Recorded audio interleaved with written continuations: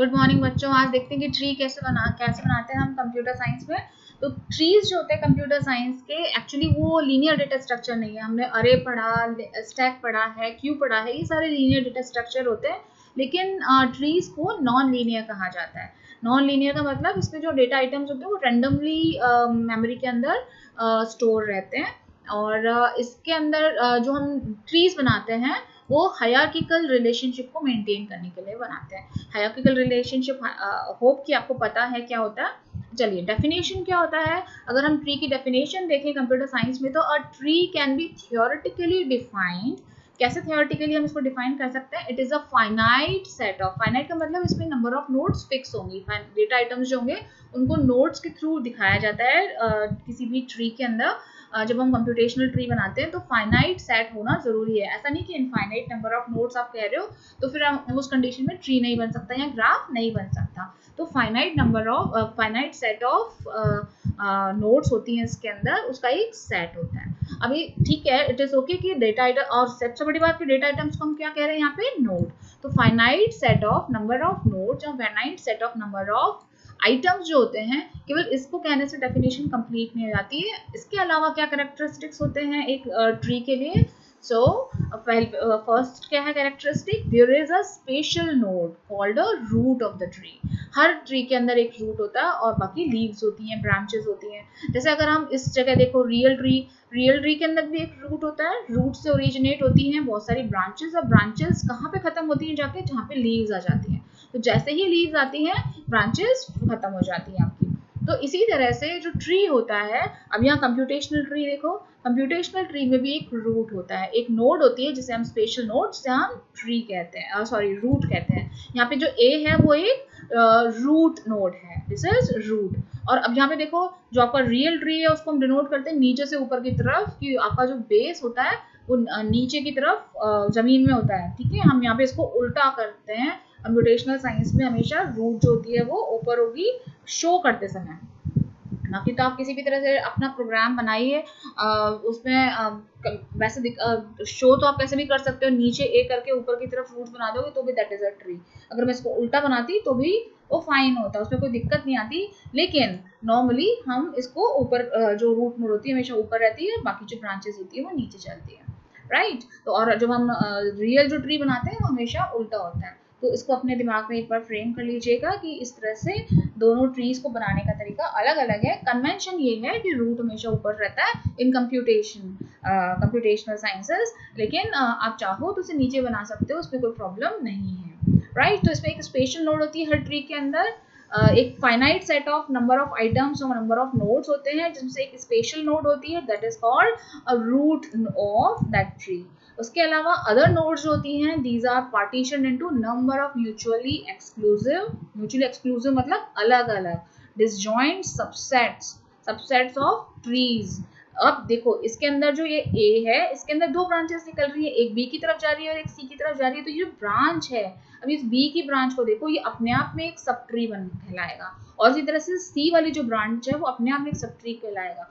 क्यों बी को हम सब ट्री कह रहे हैं? क्योंकि जो बी है उसकी ये जितने भी जी डी ई हैं, ये उसकी चाइल्ड नोड्स हैं, एक उसमें से ओरिजिनेट हो रही है, इसको लीफ कह सकते हो। तो इस तरह से ये सारे जो दोनों जितनी ब्रांचेस होती हैं वो ब्रांचेस अपने आप में सबसेट कहलाती है, एक सब ट्री कहलाता है। तो यहाँ पे बी रूट वाला, बी अपने आप में रूट हो गई तो बी रूट वाला एक ट्री बन गया, ये वाला, ये जो ट्राइंगल दिख रहा है आपको ये। अब इसी तरह से सी के अंदर इस ब्रांच जो सी है वो अपने आप में रूट नोड, उससे एक ही ब्रांच निकल रही है और एफ की तरफ जा रही है, राइट। तो इस तरह से जो ट्रीज होते हैं कंप्यूटेशनल ट्रीज, उसके जो कहलाते क्या है, वो सबसेट्स कहलाते हैं। सब वो एक तरह का सेट है जिसके अंदर बहुत सारे सबसेट्स हैं, और वो सबसेट अपने आप में itself these are also trees. वो जो ट्रीज हैं खुद सबसेट्स हैं, वो भी ट्रीज ही हैं, ट्री के फॉर्म में ही हैं। अब यहाँ पे क्वेश्चन आता है कि मैं ज्यादातर हम देखते हैं कि दो ही चाइल्ड नोड्स होती हैं, लेकिन ऐसा नहीं होता, हम एक से ज्यादा चाइल्ड नोड्स बना सकते हैं। ये जो बी है, यहाँ पे ए जो है वो क्या कहलाएगा? पेरेंट नोड कहलाएगा। अभी तो ये पेरेंट नोड है और रूट नोड भी है, दोनों ही हैं। अब ये ए के चाइल्ड्स कौन कौन से हैं? B and C. बी और सी दोनों चाइल्ड नोड्स हैं इस ए के। इसी तरह से बी के चाइल्ड कौन से हैं, जी, डी और ई, ये इसके चाइल्ड नोड्स हैं। और इसी तरह से सी का चाइल्ड नोड कौन है, केवल एफ। और जो भी ऐसी ब्रांचेस ऐसी नोड्स हैं जिनके आगे कोई चाइल्ड नहीं है, these are called leaves of that node. तो हमारे यहाँ इस ट्री के अंदर एक रूट है ए, और इसके अलावा ये जो बी और सी है वो इंटरमीडिएट नोड्स हैं। क्यों इंटरमीडिएट नोड कह रहे हैं, क्योंकि ना तो ये रूट नोड है ना लीव नोड, लीव्स हैं।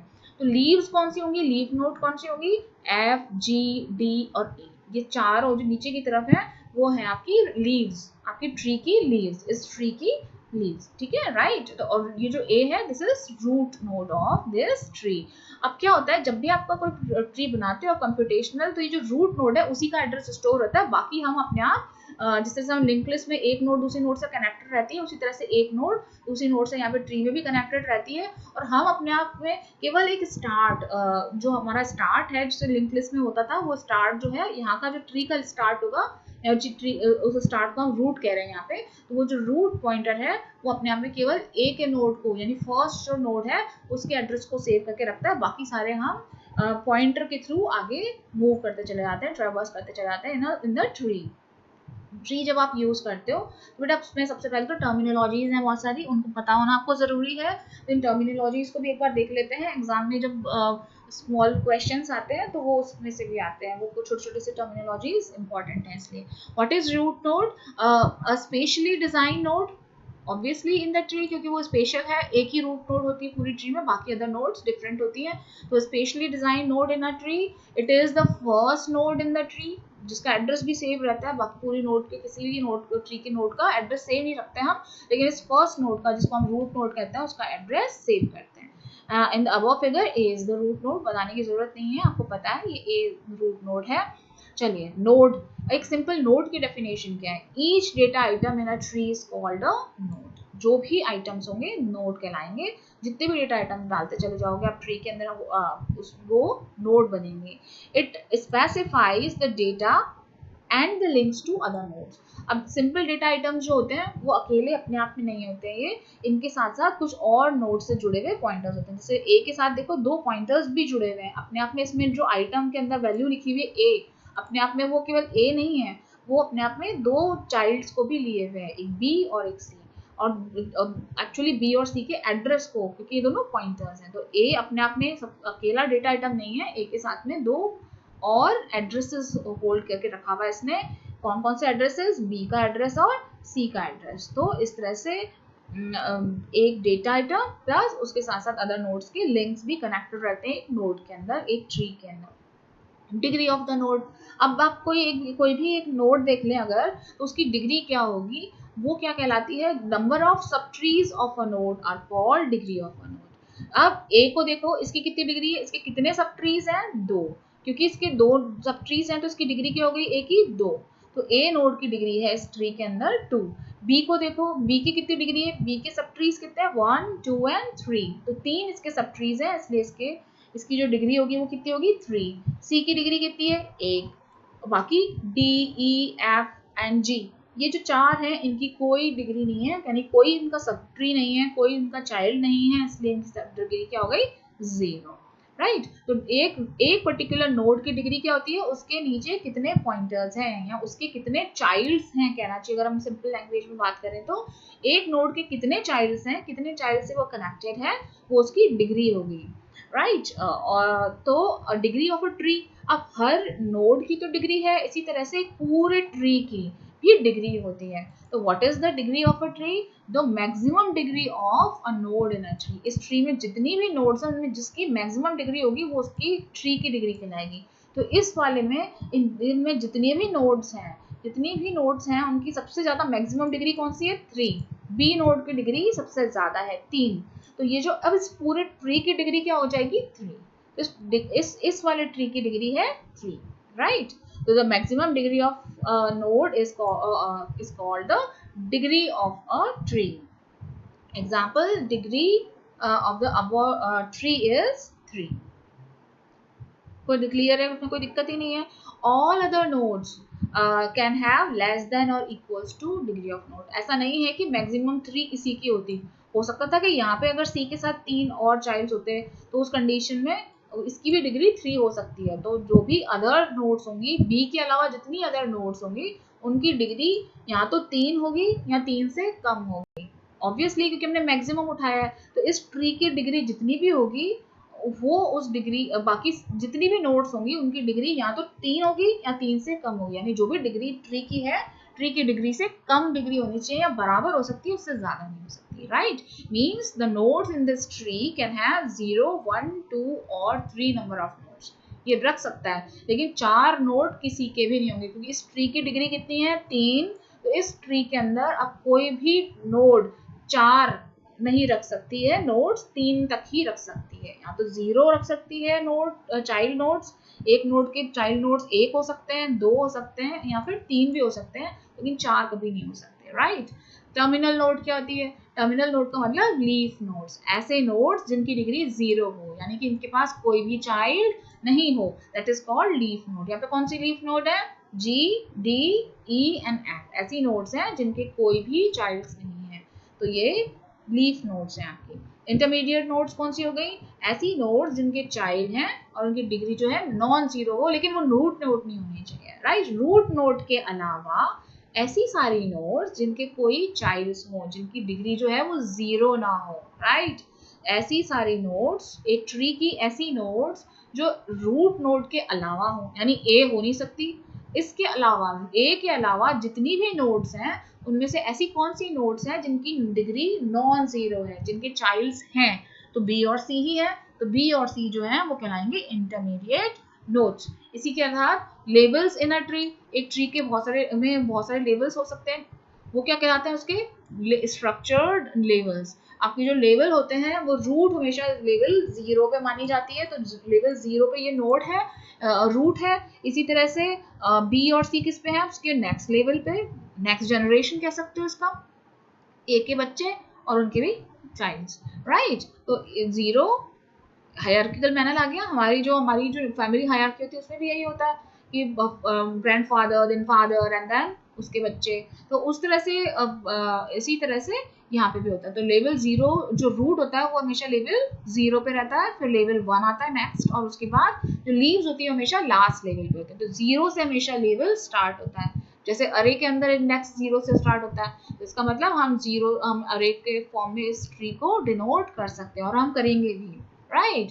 तो अब ये होते हैं levels of a tree. Point to remember, यहाँ पे मैंने बीच बीच में पॉइंट्स लगा दिए क्योंकि ये इंपॉर्टेंट है, इनको याद रखिएगा, ज्यादातर इनमें फॉर्मूलाज हैं, याद रखने वाली चीजें हैं, तो इनको याद रखना बच्चों, क्योंकि जब आप कॉम्पिटिटिव एग्जाम्स देते हो उनमें भी इस तरह के क्वेश्चंस पूछे जाते हैं, राइट। अब इसमें क्या कह रहा है, पहला पॉइंट टू रिमेंबर क्या है, if a node is at level n, मान लेते कि कोई भी नोड है, पूरे ट्री में से कोई भी नोड उठा लो, मान लेते b है, ये किसी n लेवल पे है, हमने जस्ट सिंबल डिनोट कर दिया कि आपकी जो नोड है वो अगर n लेवल पे है तो उसके चाइल्ड कहाँ पे होंगे, अगर आपकी b नोड n लेवल पे है तो चाइल्ड नोड n+1 पे होंगे, क्यों, क्योंकि ये 1 है तो ये 1, 1+1 2 पे है।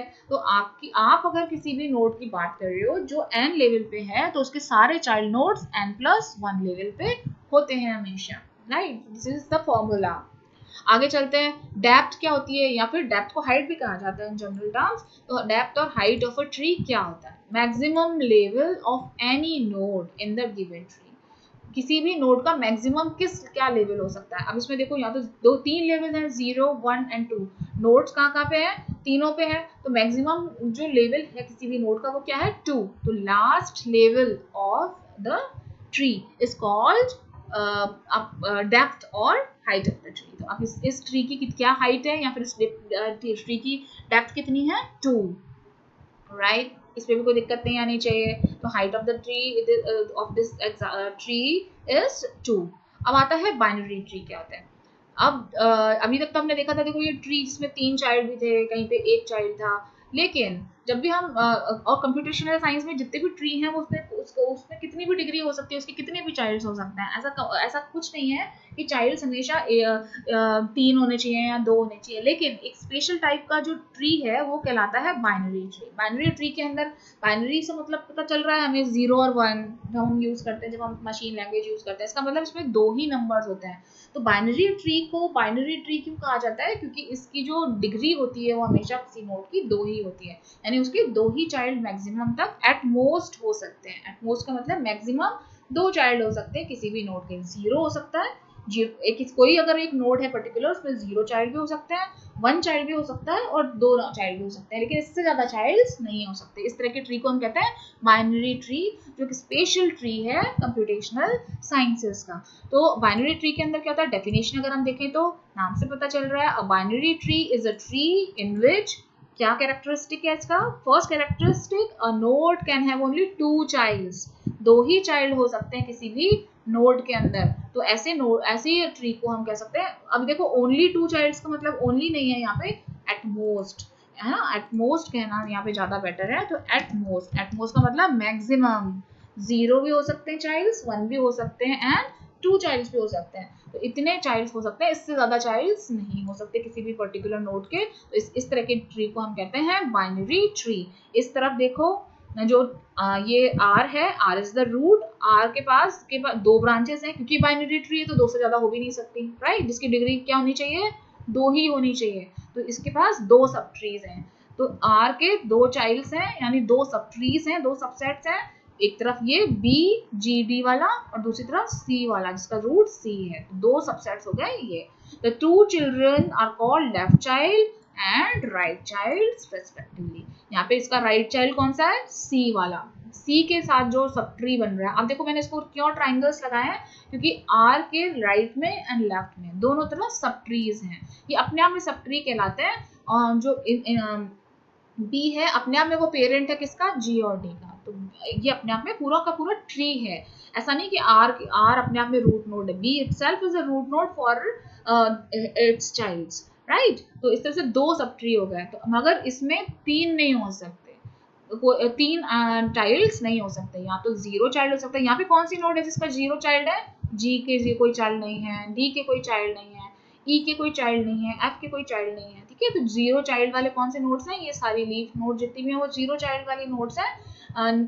और इसके साथ साथ 2 चाइल्ड वाली कौन सी नोड्स हैं, ये तो सारी R, B और C, इन तीनों के 2-2 चाइल्ड्स हैं। तो इस तरह से ये 2 नोड्स वाली है। और 1 नोड वाली कौन सी चाइल्ड है, यहाँ पे नहीं है, लेकिन यहाँ पे एग्जांपल है, देखो दिस इज, ये जो C नोड, अगर ऐसा सीन होता है यहाँ पे कि ये E नहीं होता, तो उस कंडीशन में जो C होता वो उसका 1 चाइल्ड होता। तो तीनों पॉसिबिलिटीज पॉसिबल हैं आपके किसी भी बाइनरी ट्री में, लेकिन हाँ 2 से ज्यादा चाइल्ड्स नहीं हो सकते। 2 कहाँ से आया, बाइनरी से, बाइनरी वर्ड से ये 2 आया है। तो 2 चाइल्ड हो सकते हैं, इससे ज्यादा चाइल्ड्स नहीं हो सकते। या हम इसको इस तरह से भी कह सकते हैं कि बाइनरी ट्री की हर नोड की डिग्री हमेशा मैक्सिमम क्या रहती है, एटमोस्ट 2 रहती है। 2 से ज्यादा डिग्री नहीं हो सकती किसी भी नोड की। बाइनरी ट्री T, अगर हम किसी बाइनरी ट्री को T से डिनोट करते हैं, कैपिटल T से डिनोट करते हैं, is defined as a finite set of elements. Simply अभी हमने ऊपर भी बात की थी, finite set of elements called nodes such that, क्या है इसके कैरेक्टरिस्टिक, ये सारे कैरेक्टरिस्टिक्स है बच्चों, याद कीजिएगा इसको, इनको याद करके, और फिर भी हो सकता है एग्जाम में आए। T इज एम्प्टी, क्या है इसकी characteristic, T is empty if, कब ट्री एम्प्टी होगा, जब इस एम्प्टी कब होगा, जब कोई भी नोड एग्जिस्ट नहीं करती होगी। तो tree is empty if T has no nodes, कोई भी नोड नहीं है, तो उस कंडीशन में हम उसको एम्प्टी ट्री भी कह सकते हैं और नल ट्री भी कह सकते हैं। अगर कोई भी नोड नहीं है मतलब रूट नोड भी नहीं है, तब उस कंडीशन में स्टार्ट इक्वल्स टू नल, याद है लिंक लिस्ट का, वही केस है यहाँ पे कि tree is empty when there is no node in the T, right. T हम किसको कह रहे हैं, ट्री को कह रहे हैं। ट्री को T कैपिटल T से डिनोट कर रहे हैं। T contains a special node R called root node of the tree, and other nodes of the T form the ordered pair of disjoint binary tree T1 and T2। क्या कह रहा है, ये क्या लाइन कह रही है कि अगर T contains a special node R, can बताने की जरूरत नहीं है, R स्पेशल नोड होती है जिसको रूट नोड कहते हैं, इसके साथ अदर नोड्स कनेक्टेड रहती हैं जो कि ऑर्डर्ड पेयर होता है। ऑर्डर्ड पेयर का मतलब जब भी इनको हमने नाम दे दिया है, देखो ऑर्डर्ड पेयर होते हैं जो डिसजॉइंट होते हैं, यानी अलग अलग होते हैं, एक दूसरे से किसी तरह से कनेक्टेड नहीं है, और डिसजॉइंट है, उनको नाम हमने क्या दिया, T1 एंड T2। ये देखो T1 और ये रहा T2, तो 2 डिसजॉइंट्स हैं, और ये itself is a subset, it's a tree, right. T1 और T2 अपने आप में भी खुद सब ट्रीज हैं। किसके सब ट्रीज हैं, इस R के, इस मेन ट्री के सब ट्रीज हैं T1 एंड T2। लेकिन इसमें एक चीज और आई है, ordered pair of. Ordered pair क्या कहता है कि पहले जो, जब भी कोई नोड आएगी तो पहले इसमें जानी चाहिए लेफ्ट से, फिर राइट में जाएगी। तो जब आप फिल करना शुरू करोगे उसको, तो सबसे पहले R, जब सबसे पहले पहली जो भी नोड जाएगी तो वो कहाँ जाएगी, इस R की जगह पे जाएगी, फिर कहाँ जाएगी, लेफ्ट में जाएगी। यानी पहले लेवल 0 भरेगा, फिर लेवल 1 भरेगा, और लेवल 1 भरने का भी तरीका, लेवल 1 पे कौन कौन से नोड्स हैं, B एंड C, तो ये लेवल 1 पे नोड है। जब भी कोई सेकंड नोड आती है तो वो हमेशा लेफ्ट में जाएगी, लेवल में तो जाएगी पर वो फिर भी राइट में नहीं जाएगी, लेफ्ट टू राइट चलना है, level by level and left to right. तो पहले 0 वाला लेवल भरेगा, फिर 1 वाला लेवल भरेगा, और फिर 2 वाला लेवल भरेगा, और वो भी लेफ्ट टू राइट भरेगा। यानी पहले B वाली लोकेशन भरेगी और फिर C वाली लोकेशन भरेगी। इसको हम कहते हैं ऑर्डर्ड पेयर। ये अपने आप में ऑर्डर्ड है, फिक्स है, इसको चेंज नहीं कर सकते। ऐसा नहीं कर सकते कि R के बाद जो सेकंड नोड आया वो C में जाए, नो, ऐसा नहीं होगा, राइट। तो इसलिए ऑर्डर्ड पेयर ऑफ डिसजॉइंट, जो एक दूसरे से कनेक्टेड नहीं है, इस तरह के binary trees T1 and T2 इसमें होते हैं एज अ चाइल्ड। अब इसके बाद नेक्स्ट कैरेक्टरिस्टिक देखो क्या कह रहे हैं हम, T1 and T2 are called left and right subtrees of R, बताने की जरूरत नहीं है। If T1 is non empty, T1 non empty है, then its root is called left successor child of R. Root is called left successor child of R, and if T2 is non-empty, ये left successor कहलाता है और ये right successors कहलाता है, right? Then its root is called right successor child of R.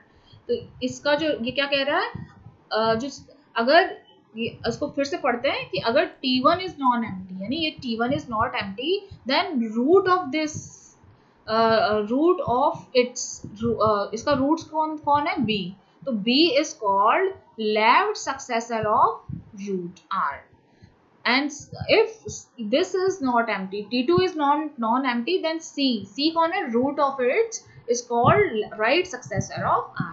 क्या कहना चाह रहा है कि B is a root successor, अगर R का जो लेफ्ट साइड है, लेफ्ट सबसेट है, वो खाली नहीं है, एग्जिस्ट करता है, तो हम क्या कह सकते हैं, इसके रूट को, इस सबसेट के रूट कौन है, B को हम कह सकते हैं it is left successor of R। And अगर राइट साइड खाली नहीं है तो उसको हमें कह सकते हैं, उसका जो रूट है, उसका रूट कौन है, C, तो C को हम कह सकते हैं C is the right successor of R, root R, right. इसको हम इस तरह से कह सकते हैं। तो ये आपकी पूरी मैथमेटिकल डेफिनेशन है जो बाइनरी ट्री के लिए कही जा रही है। अब देखो, एक बाइनरी ट्री की बात कर रहे हैं, ये दूसरा बाइनरी ट्री है। In about trees both are binary trees, ये भी बाइनरी ट्रीज है, ये भी बाइनरी ट्रीज है। Now consider the following definition. अब हम कुछ डेफिनेशंस की बात करते हैं। बाइनरी ट्रीज के भी अपने आप में बहुत टाइप्स होते हैं, राइट। तो इसके अंदर जो टाइप्स हैं वो क्या है, सबसे पहली चीज है strict binary tree. Strict binary tree क्या होता है, a binary tree is said to be strictly binary tree. Strict binary tree कब कहते हैं हम, when all of its non leaf nodes, जितनी, ये तो सारी लीफ नोड है, अगर हम इसके एग्जांपल की बात करें तो H, I, J and K, these are leaf node। जितनी भी नॉन लीफ नोड है, ये सारी नॉन लीफ नोड है। all of its non-leaf nodes in the binary tree has non-empty left and right subtree। strict binary tree का मतलब किसी भी नोड के दोनों भरे हुए होने चाहिए, लेफ्ट एंड राइट। A को देखो, लेफ्ट एंड राइट साइड दोनों भरे हुए हैं, है ना। इसकी इसी तरह से B को देखो, इसके लेफ्ट एंड राइट चाइल्ड दोनों हैं। C को देखो, इसके लेफ्ट एंड राइट चाइल्ड दोनों हैं।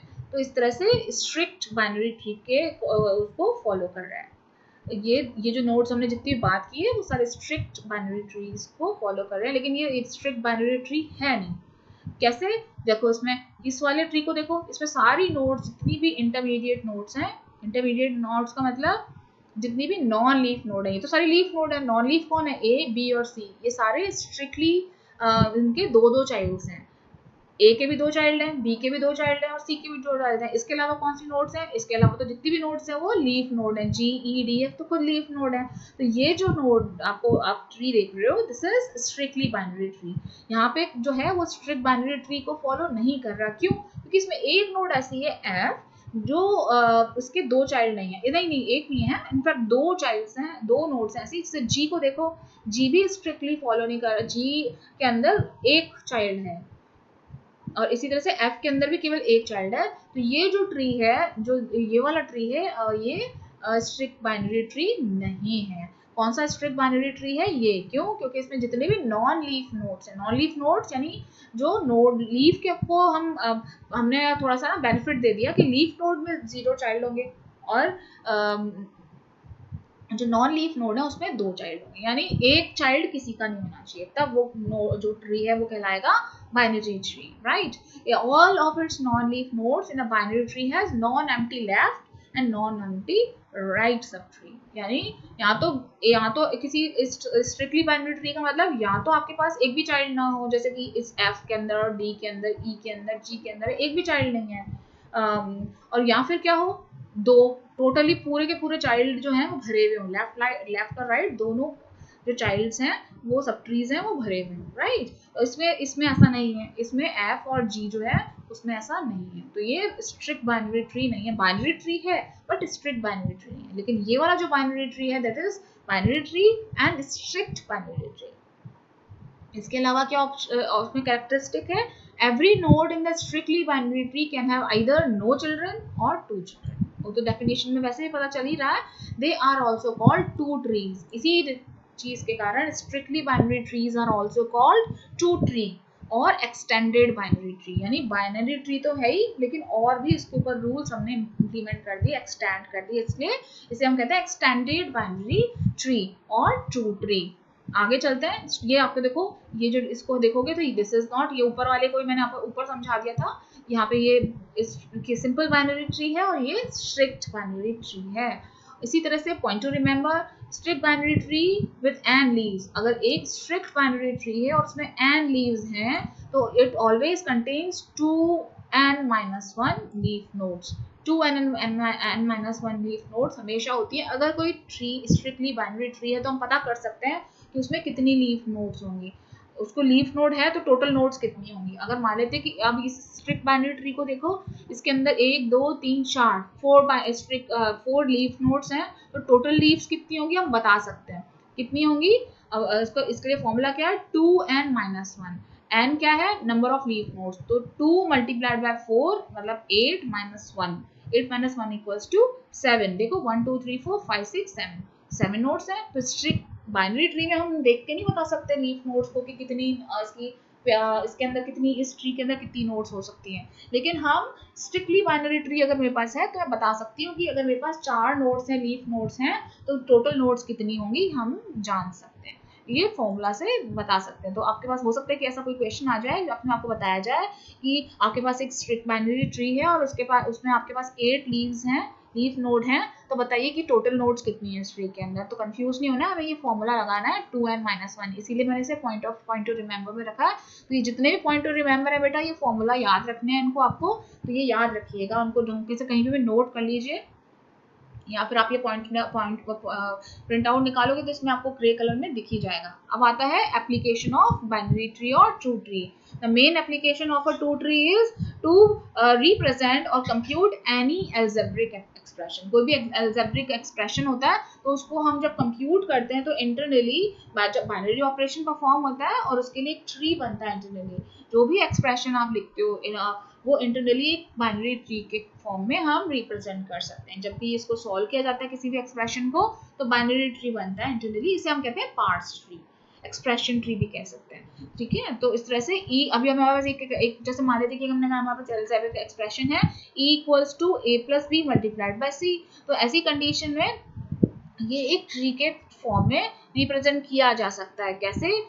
सबसे पहले देखो इसके अंदर फॉर्मूला बनाते हैं। सबसे पहले क्या होगा, इस अभी ये रिप्रेजेंट कर सकते हैं 2 ट्री से। कैसे?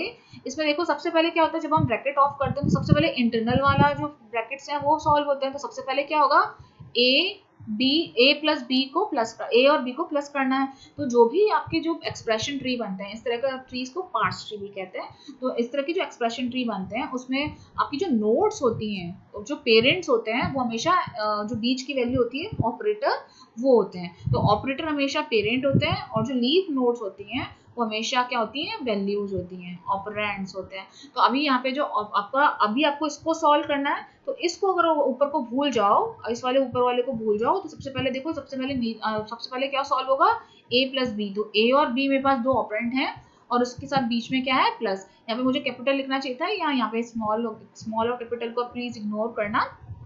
तो A and B को प्लस कर दिया हमने। क्या कह रहा है ये, A + B, A + B, right. तो ये a प्लस बी हो गया। अब इसका जो भी रिजल्ट है वो किससे डिनोट हो जाएगा, a प्लस बी से। तो इसके जो भी रिजल्ट है वो किसके पास जाएगा, उसको मल्टीप्लाई करेंगे तो a plus B multiplied by, तो हमने इसका एक और रूल बना दिया। देखो a प्लस बी का जो भी रिजल्ट आएगा उसको क्या करना है, मल्टीप्लाई करना है। तो a प्लस बी से कनेक्ट कर दिया, उसका एक पेरेंट बना दिया स्टार, मल्टीप्लिकेशन का साइन, एंड उसके पास इसको किससे मल्टीप्लाई करना है, c से, तो हमने इसको c से मल्टीप्लाई कर दिया। तो इस तरह से ये जो टू ट्री है वो रिप्रेजेंट कर रहा है इस एक्सप्रेशन को। इस तरह से इंटरनली जितने भी हमारे पास एक्सप्रेशन हम लिखते हैं उनको हम क्रिएट कर सकते हैं। इसी तरह से ये कुछ एग्जांपल्स हैं कि किस तरह से हम एक्सप्रेशन ट्रीज बना सकते हैं। एक और एक्सप्रेशन देख लेते हैं, e equals to a plus B divided by c minus d multiplied by e। सबसे पहले आप क्या करते हो, जब भी आपको कोई एक्सप्रेशन ट्री बनाना होता है, put parenthesis in the expression if missing. कई बार तो होता है कि आपको एक्सप्रेशन पैरेंथेसिस के साथ ही मिलता है और कई बार आपको खुद डालना पड़ता है। तो आपने ये क्या किया, इस एक्सप्रेशन के साथ साथ आपने कुछ पैरेंथेसिस लगा दिए। वही आपके जो रूल्स हैं उनको यूज करते हुए आप लगाओगे, ये मैं वापस नहीं बताने वाली हूँ। तो ये आपको पता होने चाहिए कि कब कैसे एक्सप्रेशन बनाते हैं। ये आपके इनिशियल जो आप सी प्लस प्लस की क्लासेस पढ़ते हो उसमें आपको बताया गया होगा कि एक्सप्रेशन में कैसे किन रूल्स को यूज फॉलो करते हुए जो पैरेंथेसिस होते हैं वो लगाए जाते हैं। तो वो मैं मान के चल रही हूँ कि आपको पता है। तो सबसे पहले हम क्या करेंगे, हमने ये पैरेंथेसिस लगा दिए।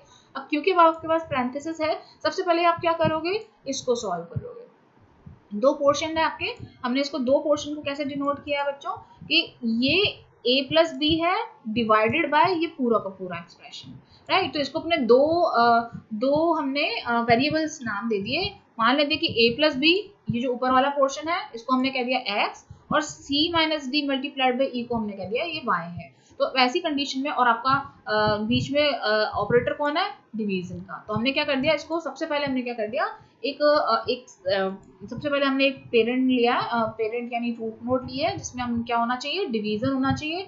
उसके लेफ्ट हैंड साइड पे क्या है, a प्लस बी, उसके राइट हैंड साइड पे क्या है, c minus D multiplied by, जिनको हमने नाम दे दिया है। तो इसको हमने कह दिया x और इसको कह दिया y।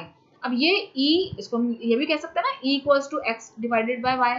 तो e equals to x divided by y। तो ये पूरा एक्सप्रेशन हमने e इक्वल्स टू इस ट्री से डिनोट कर दिया।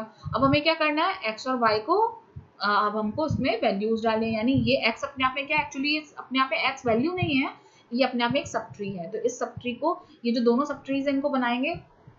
a प्लस बी को कैसे बनाएंगे, a प्लस बी, और इसी तरह से c minus D multiplied by e। तो पहले c माइनस डी होगा, फिर उसको मल्टीप्लाई करेंगे e से। तो c माइनस डी पहले परफॉर्म होना चाहिए क्योंकि हमने इसके आगे ब्रैकेट लगा रखा है। तो सबसे पहले हमने क्या बनाया, c minus D multiplied by e। इसकी प्रैक्टिस करोगे तो आप लोग बना लोगे। तो अब ये बना दिया। अब क्या करना है, इनको हमको रिप्लेस करना है, x को रिप्लेस करना है इस प्लस वाले सिंबल से, और मल्टीप्लाई को रिप्लेस करना है इस y को रिप्लेस करना है इस मल्टीप्लाई से। इन दोनों को जब आप रिप्लेस करोगे तो ये इससे कनेक्ट हो जाएगा और ये इससे कनेक्ट हो जाएगा, और आपको पूरा का पूरा ट्री मिलके बन जाएगा। किसके लिए, इस एक्सप्रेशन के लिए, राइट। तो सबसे पहला क्या स्टेप था हमारा, put parenthesis in the expression if missing, find the centre of the expression. Centre of the expression क्या है हमारा, डिवीजन वाला sign. Make the centre operator as root node, ये हमने रूट नोड बना दी। Now expand x y in the tree. अब ये जो एक्स वाई है उनको एक्सपैंड कर दो। तो एक्सपैंड करते ही क्या होगा, आपको पूरा का पूरा ट्री मिल जाएगा, राइट। तो इस तरह से हम बना सकते हैं एक्सप्रेशन ट्री और parse tree of a given expression. अब आता है, एक ये तो था हमारा स्ट्रिक्ट बाइनरी ट्री। अब आता है कंप्लीट बाइनरी ट्री। एक कंप्लीट बाइनरी ट्री क्या होता है, a complete binary tree eight depth d is the strictly binary tree where all leaves are at level d।